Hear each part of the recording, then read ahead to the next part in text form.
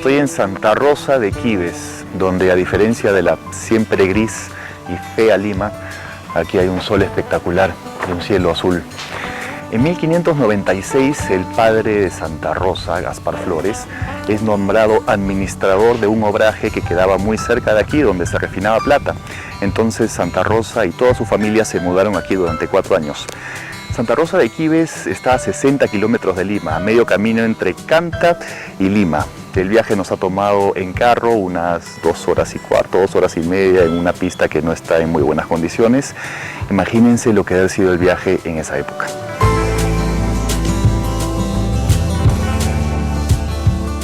Y ahí ella tiene una experiencia distinta de vida, porque cambia su ámbito urbano, criollo, limeño, y conoce la población andina, conoce que hay indígenas que trabajan duro, y a lo mejor también se identifica con ese sufrimiento, esos padecimientos del trabajo a los cuales han sometido los indígenas.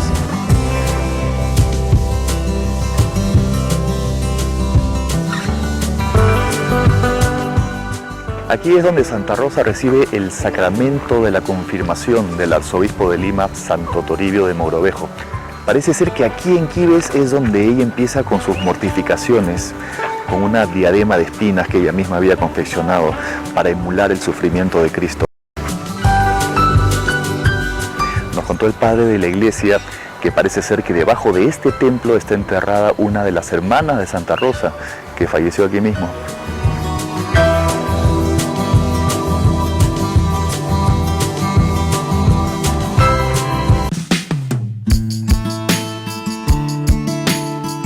Además de ser una eximia costurera, también era una experta cocinera.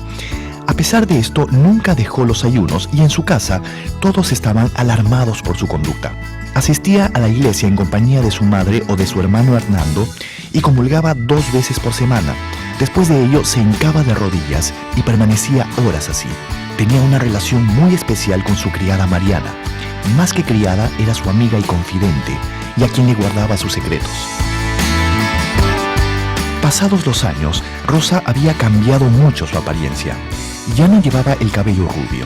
Habíamos visto que su madre se lo tenía desde muy pequeña, pero un buen día tomó las tijeras y se lo cortó. La madre se molestó y no faltaron los gritos y los castigos.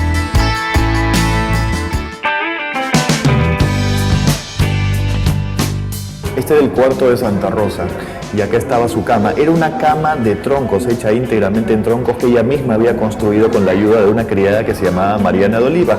Al comienzo usaba como almohada un bloque de adobe y una piedra. Después usó como almohada un tronco de pacay. Era una cama muy tenebrosa, tanto así que a ella le daba mucho miedo, tanto miedo que a veces prefería, en vez de dormir en la cama, dormir en una silla. Esta silla es la verdadera que queda de esa época de Santa Rosa. Cuentan que ella se sentaba aquí largas horas a tocar el violín y simplemente a mirar hacia el huerto.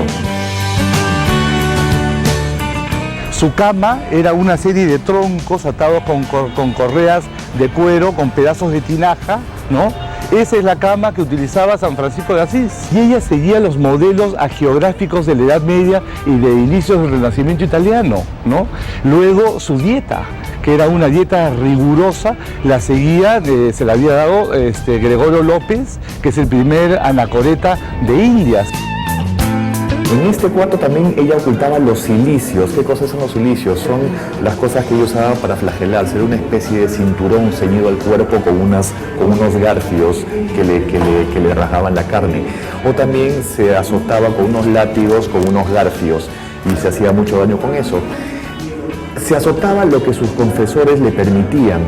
Luego hacía lo que se llamaba las penitencias. Cuando sus confesores vieron que ya empezaba a mermar su salud, le redujeron las penas y la dejaban hacer mucho menos penitencias. Los cilicios que ella empleaba delatan cuáles son los santos que ella imitaba y cuáles eran las fuentes intelectuales de las cuales ella se nutría. Luego ella llevaba atado al cinto una cadena con un candado. Eso ella lo toma de San Enrique Susón, que es uno de los grandes místicos alemanes del siglo XIV. Las mujeres de hoy no encuentran conexión con la santa.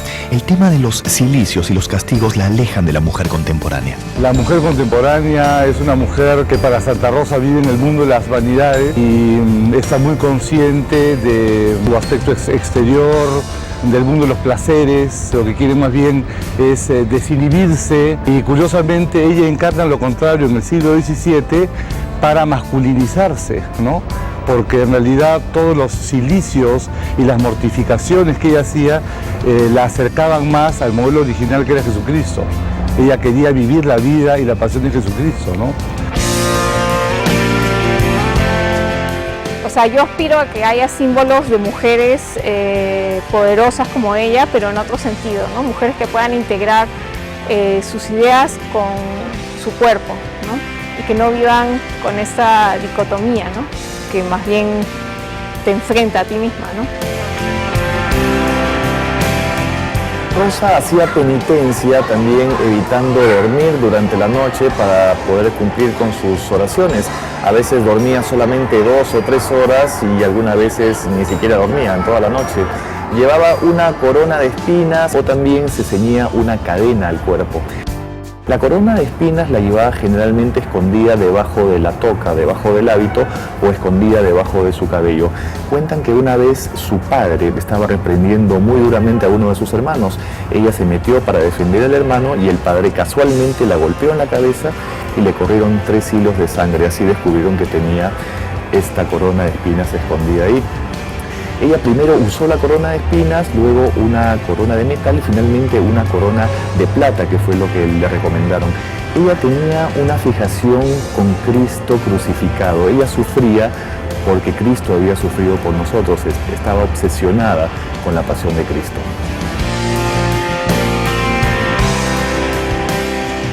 La corona de espinas, que la ha hecho tan famosa, por ejemplo, esa la toma de Santa Catalina de Siena, que era su maestra espiritual. Entonces ahí el tema de los cilicios es un tema pues, con mucho más de fondo, ¿no?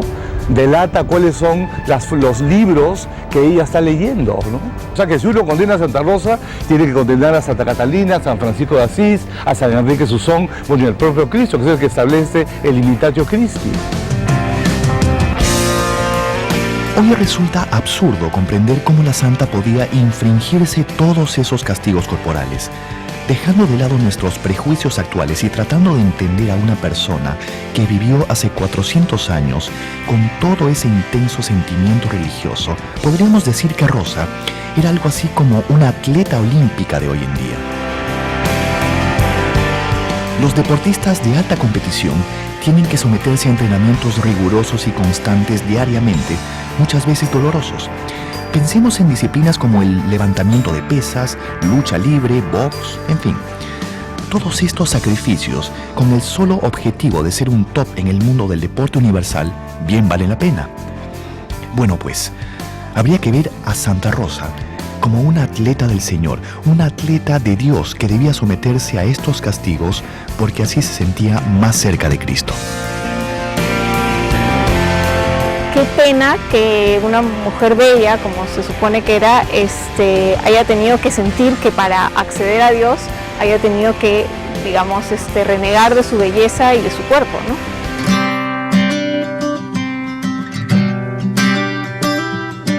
Rosa sobrellevaba el grueso de las obligaciones domésticas porque el bajo salario de su padre no daba para mucho.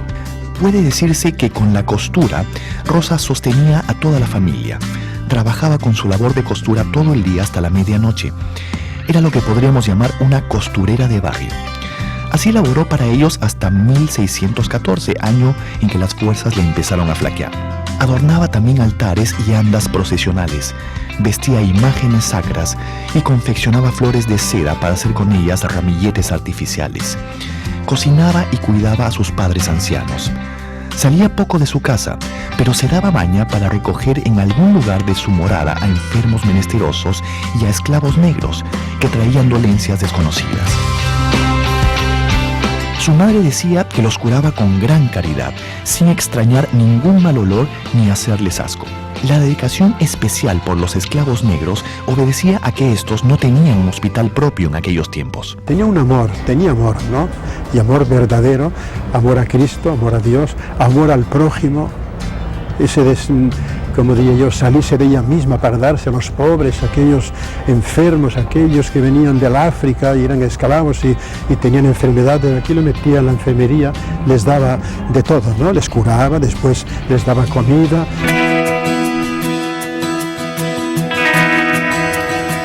Hastiada de las visitas frívolas que recibía y que no la dejaban orar y encargarse de sus ocupaciones espirituales, Santa Rosa decidió que quería construir una chocita, una celdita en el huerto de su casa para estar más tranquila y para estar sola y para poder orar tranquila.